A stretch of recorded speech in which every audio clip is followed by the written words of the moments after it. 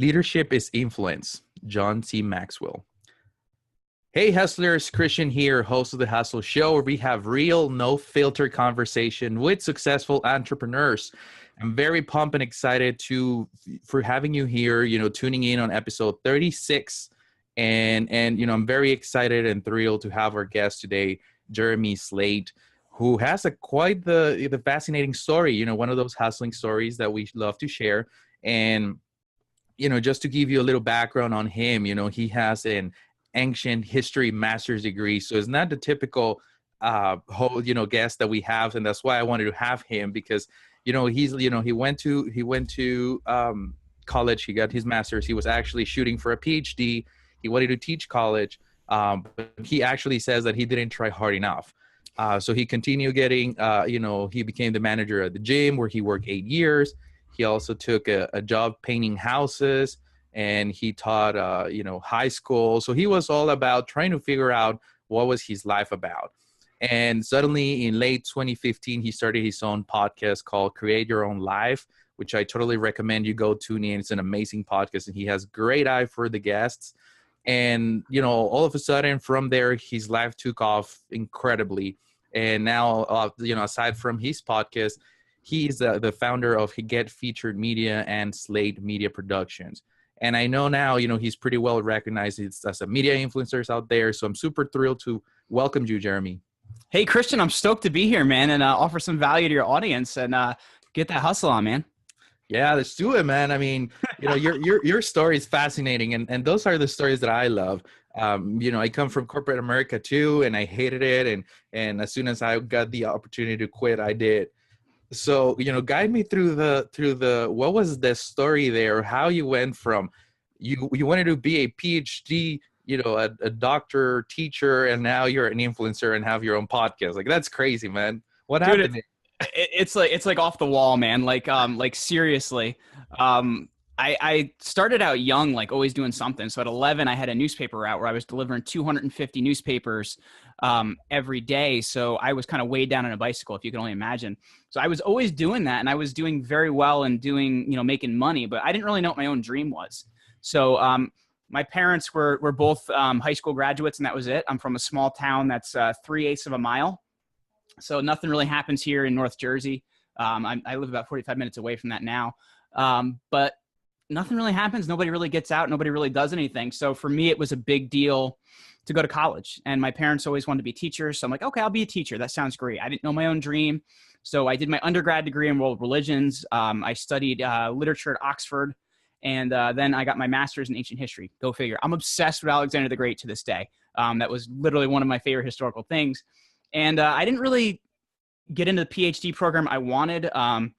And I didn't really work hard enough to get into any other ones. So I just kind of got out, and I had been running my own in-home personal training company in the background for about 8 years, working with people there. So I always had that entrepreneurial, fire. So I was doing something, but you get out and you're like, all right, what do you do now? So I was personal training along with painting houses about a year after graduation.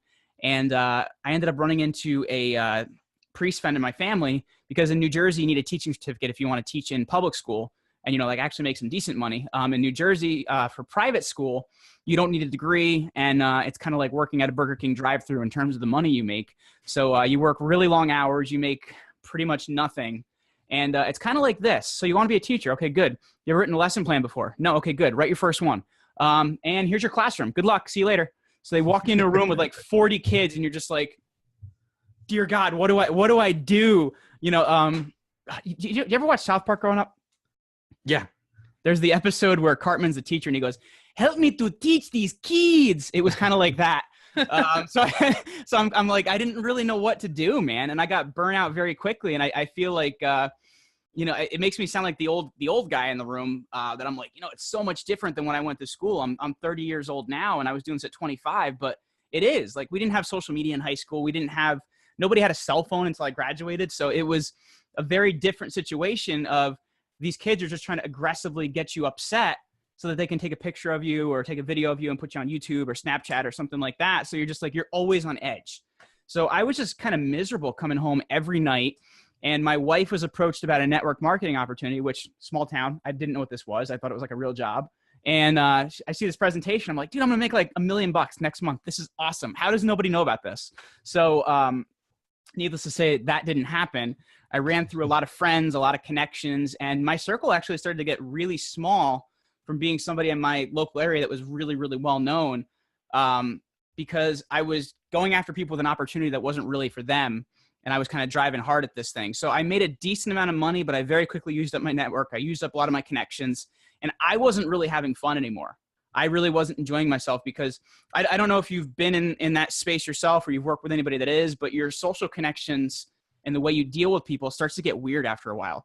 You're always trying to dig at people's conversations and find some place where they're not happy so you can present them with your opportunity. So it really just made life not fun anymore. So I kept doing that in the background. I'm like, you know what? You know what sounds great? I could just hustle harder.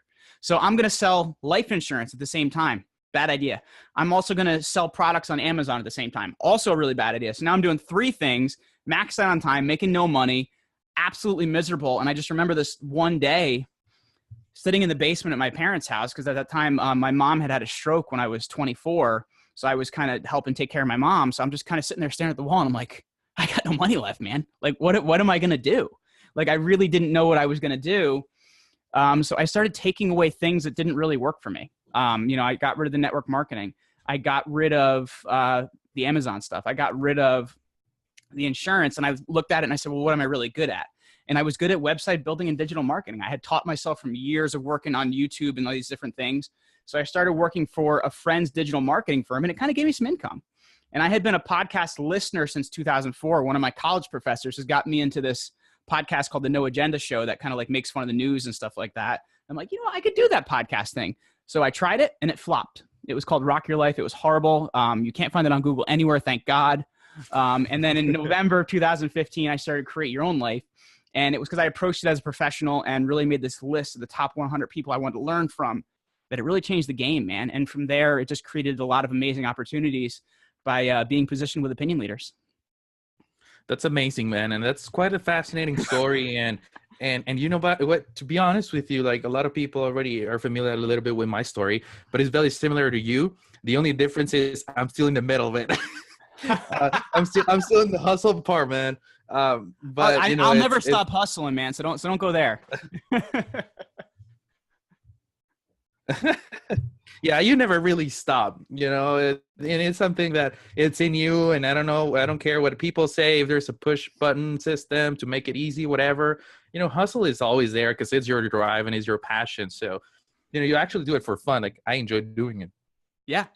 So guide me from that transition. So you had your idea, you had the aha moment to start the podcast. And then, you started getting the awesome guests and which is fascinating because you're actually learning from the people. How did that transition into starting your own company after you created your podcast? Sure. Well, and here's the thing that a lot of people think of, like, they think they start this thing and like they're making like thousands of dollars a month later.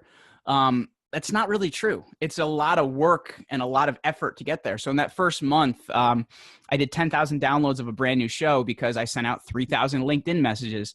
700 emails. I was grabbing people's phones in public places and saying, subscribe to me.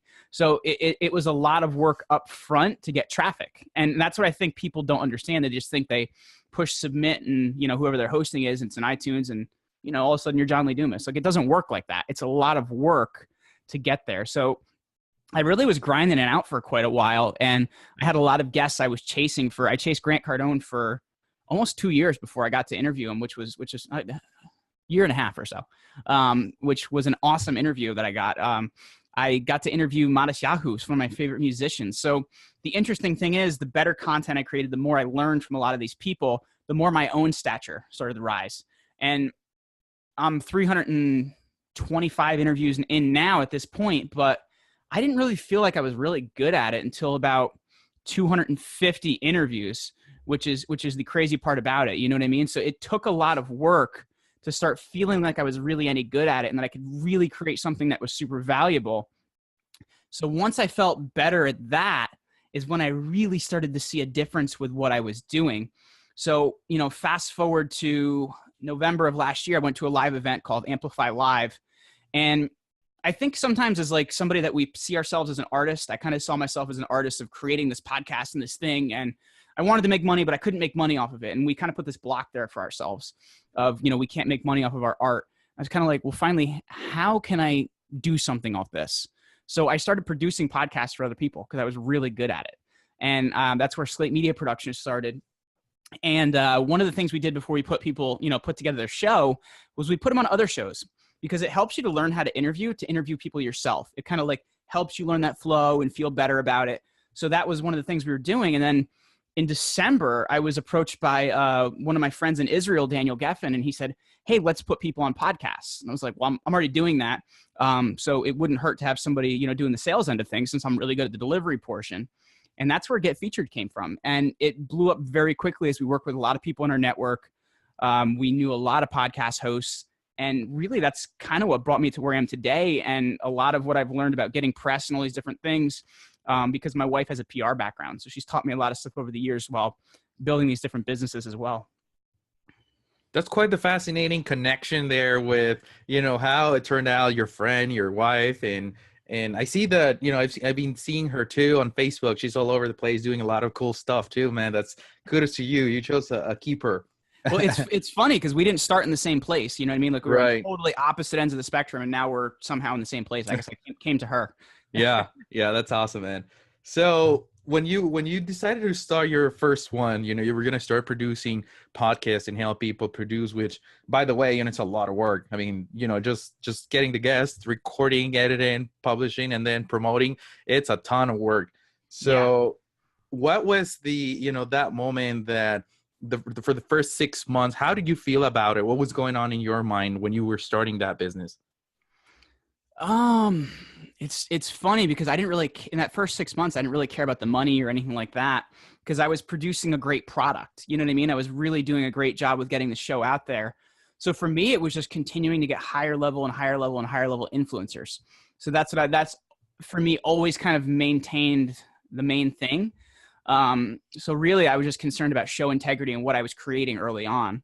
So I wasn't really caring about money or a lot of these things. At first I was caring about creating quality content and something that was really going to help people. And I think that's where a lot of online marketers and people in the digital space screw up, is they're always thinking about from day one, how can I monetize? And they forget to actually make something people want. You know what I mean? Rather than how can I make money now? Right. Yeah. Yeah. That's totally true. I mean, it's always a matter of producing value and providing that value for people and actually have a meaning, have a clear why are you doing this? Yeah, absolutely. So at any point, did you ever feel like quitting either the podcast, the company, did the times get rough or something like that? Not since I started it, because I always had this kind of big goal there of what I was going to do. And like I had mentioned early on, I had a job on the side, man. And I think that's what a lot of people don't think of.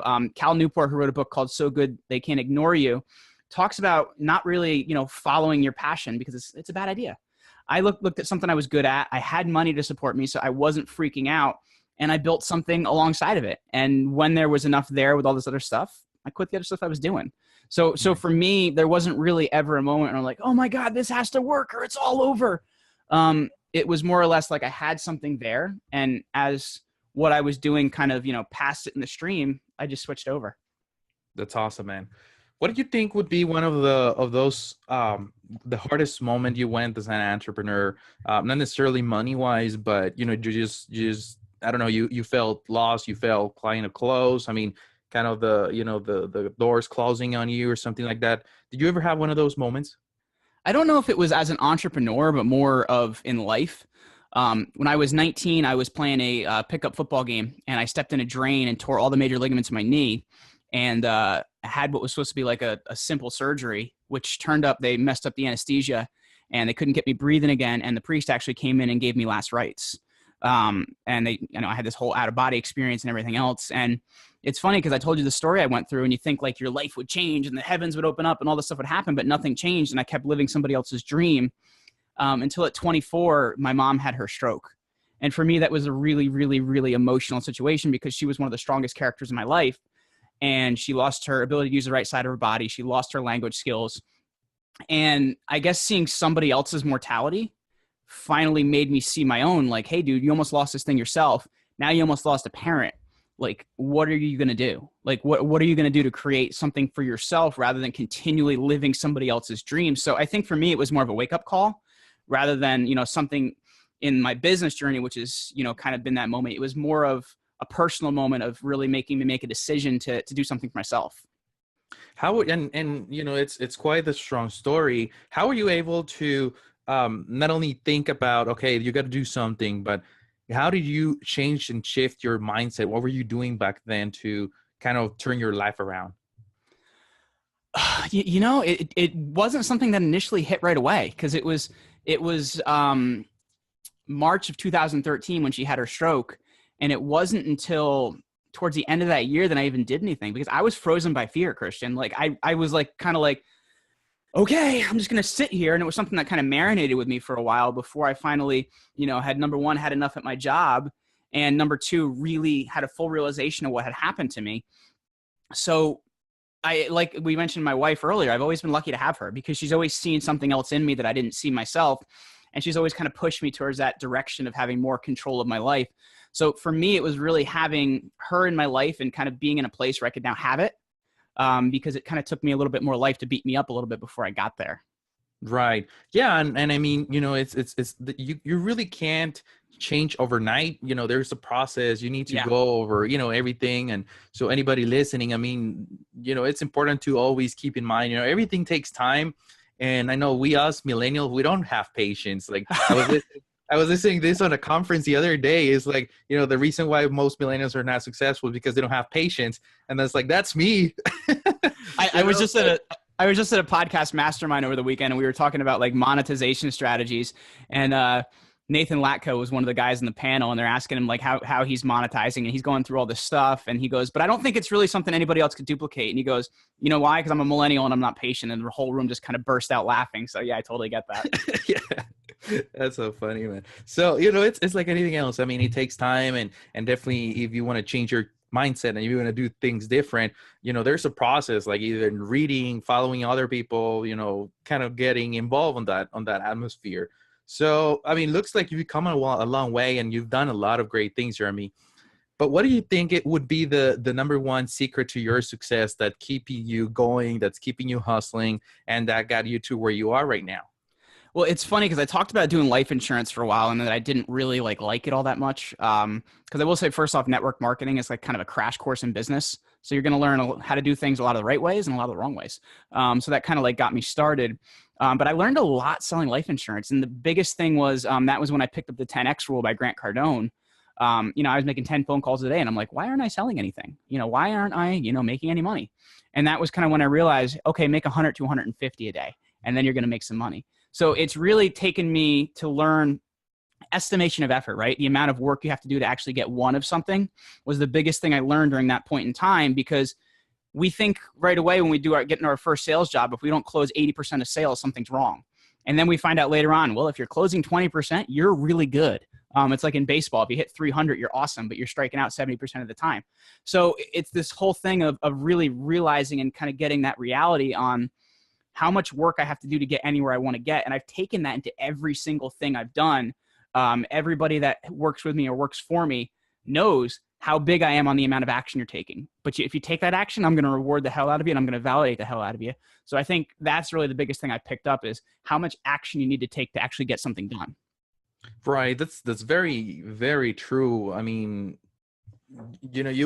we always underestimate everything, and when we don't see the result right away, let's say you start posting on social media, you post a couple of times, you didn't get a sale. It's like, oh no, social media doesn't work for me.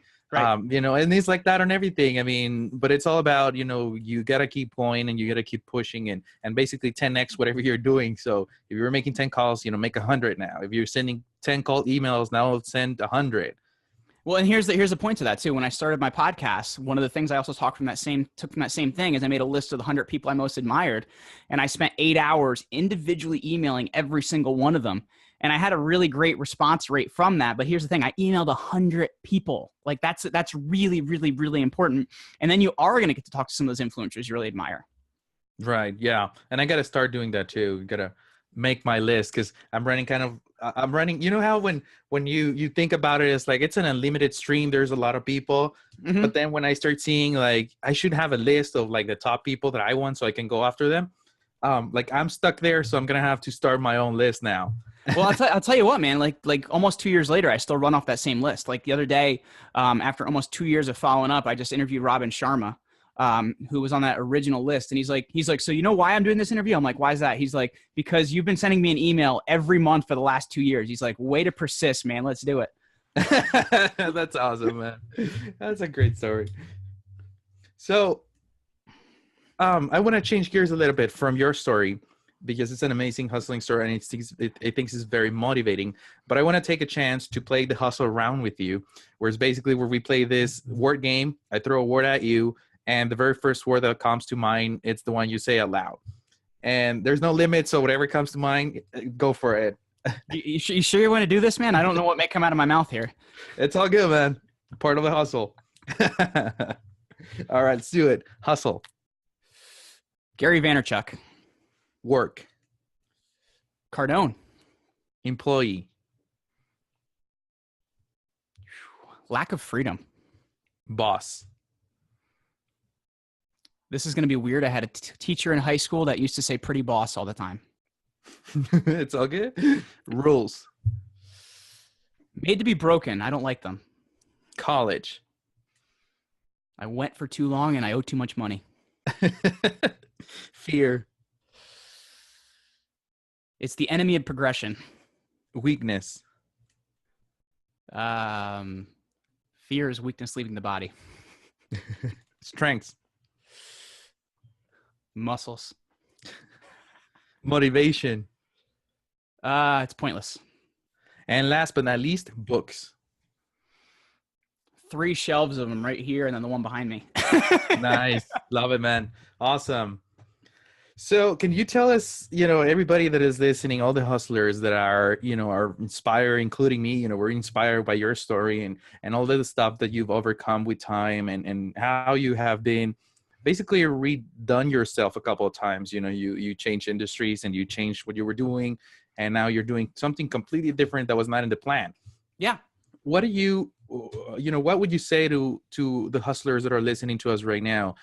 Some words, some motivational quote to keep pushing. Maybe they are on the fence and trying to quit their job to start their business, or maybe they're already started the business, but they're not at the point where they want to be. What would you say to them to inspire them to keep going and to keep hustling? Well, it's more of a podcasting quote, but I'm going to quote Dave from School of Podcasting here. And the thing he always said is your podcast title is not set in stone. And you can take that and you can move it to everything you do in life. Anything you do isn't set in stone. You can always pivot. You can always do something different. Don't think that this single thing you're working on has to be the thing you're doing in 20 years. So be willing to pivot and be willing to do what you have to do to make things happen. That's awesome. And it's very, very true. I mean, nothing is it's set. I mean, you have the opportunity and the freedom to do whatever you want and chase it and change how many times, whatever, you can fail 100, but you just need once to make it successful. So go for it. But yeah, James Altucher failed in 17 businesses, but has $3 million businesses. So go figure. Yeah, there you go. So, I really appreciate you sharing your story, being very honest and transparent with us. That, I told you at the beginning, that's how we roll here. We try to keep it super real, super, busting the overnight success myth, because I think, there's a hype, and I'm sure you've seen it. There's a hype with the push a button for the 10K a month or the $1 million in 30 days kind of thing. Well, because they don't want to tell you that part because you won't buy anything from them. But anyway. Right. Yeah. Yeah, that's exactly right. But, it's for me, at least on me, it started creating a fake idea of what success looks like. And I started seeing that on people. And it's like, no, we got to do something. So we got to do something real and behind the scenes of every entrepreneur. So, I'm really honored to have you here and have the opportunity to talk to you, and very grateful, and I wish you nothing but success. And I just want to give the opportunity, take over the mic and invite people to follow you around. How can they connect with you? How can they follow you? Sure. You can find me on all the social channels. I am at Jeremy Ryan Slate. And like I told you earlier, I only use my middle name, not because I'm egotistical, because I'm actually named after a cowboy actor. So people can actually find me on Google. My website is jeremyryanslate.com. And for all your listeners, I actually have a free book 100-page ebook on how they can use a podcast to build a personal brand. That's over at jeremyryanslate.com/podcastbook. Awesome, man. We appreciate it. And I'll make sure that I link everything in the show notes as well. So head on over to thehustleshow.co/THS36. And, you'll be a click away to download the free ebook from Jeremy and to connect with him. And again, Jeremy, thank you so much for being here. It was an honor. It was real good episode, very inspiring story. And I just can't wait for it to go live. Thanks, brother. I appreciate you having me. Rock on. Guys, thanks so much for tuning in to the Hustle Show audio experience. I hope you enjoyed today's episode. And even if you didn't, make sure you subscribe to the podcast right now. It's still free. Visit thehustleshow.co for all the show notes and to watch the video experience of this episode. We'll see you soon.